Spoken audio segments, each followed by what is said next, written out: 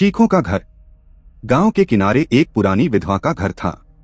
कहा जाता था कि वहां हर रात एक डरावनी चीख सुनाई देती थी। गांव वालों ने उस घर को चीखों का घर नाम दिया था। कोई भी उस घर के पास नहीं जाता था क्योंकि सभी को डर था कि वहां कुछ अदृश्य शक्तियां निवास करती हैं। एक बार गांव में एक जिज्ञासु युवा लड़का अर्जुन आया। उसे अपने डर को चुनौती देने के लिए अपनी बहादुरी साबित करनी थी। उसने गांव वालों की सभी बातों को नजरअंदाज करते हुए उस घर में रात बिताने का निश्चय किया। एक ठंडी रात जब चांद के प्रकाश में सब कुछ शांत था, अर्जुन उस डरावने घर की ओर बढ़ा। दरवाजा खटखटाते ही एक दर्दनाक चीख सुनाई दी। वो चीख उसके दिल की गहराइयों तक पहुंच गई, लेकिन उसने डर को अपने अंदर छिपाने की कोशिश की और दरवाजा खोल दिया। अंदर एक अंधेरा कमरा था जिसमें पुरानी चीजें बिखरी हुई थीं। अर्जुन ने अपने मोबाइल की फ्लैश लाइट चालू की और कमरा देखना शुरू किया। तभी उसे एक पुरानी किताब मिली जिस पर खून से लिखे शब्द थे, इस घर में बसना मना है, यहाँ की आत्माएं जग गई हैं। अर्जुन ने डर को अनदेखा करते हुए किताब पढ़ी। जैसे ही वह किताब पढ़ने लगा, उसे लगा कि कमरे का तापमान अचानक गिर गया है। दरवाजे के पीछे से कोई बुदबुदा रहा था, यहाँ से निकलो। अर्जुन ने समझा कि उसे डरने की आवश्यकता नहीं है, लेकिन तभी अचानक कमरे की बत्तियां एक एक कर बुझने लगी।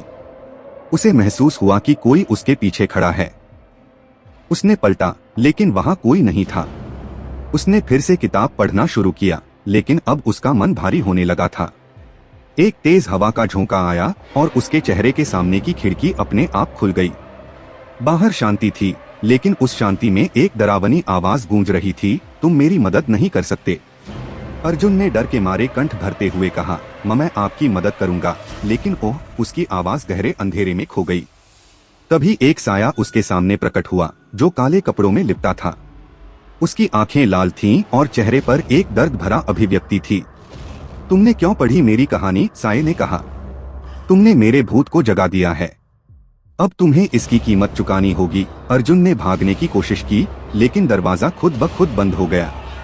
उसे महसूस हुआ कि वह उस साये के जाल में फंस चुका है। उसने चीखने की कोशिश की, लेकिन उसकी आवाज हवा में कहीं खो गई। साया धीरे धीरे उसकी ओर बढ़ा। तुम यहाँ अकेले नहीं हो, मैं तुम्हें अपने साथ ले जाऊंगा, कहते हुए उसने अर्जुन की ओर हाथ बढ़ाया। अर्जुन ने एक अंतिम बार चिल्लाने की कोशिश की, मुझे छोड़ दो, लेकिन उसके मुंह से शब्द नहीं निकले। अर्जुन का शरीर अचानक ठंडा हो गया और एक अंधेरे कोने में उसकी आत्मा ने विदाई दी। अगली सुबह गांव में सबको पता चला कि अर्जुन कहीं नहीं आया। गांव वालों ने फिर से पुराने डर को महसूस किया और उस घर को बंद कर दिया, लेकिन कोई नहीं जानता था कि अर्जुन के साथ क्या हुआ। उस रात जब चांद पूरी रात आसमान में चमक रहा था, गांव वालों को एक और चीख सुनाई दी। अब वह चीख अर्जुन की थी, जो मुझे यहाँ से निकालो की गुहार लगा रही थी।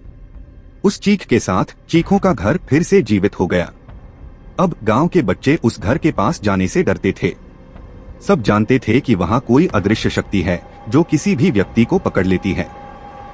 ऐसा लग रहा था कि सन्नाटे की दहशत अब उस घर के लिए एक स्थायी रहस्य बन गई।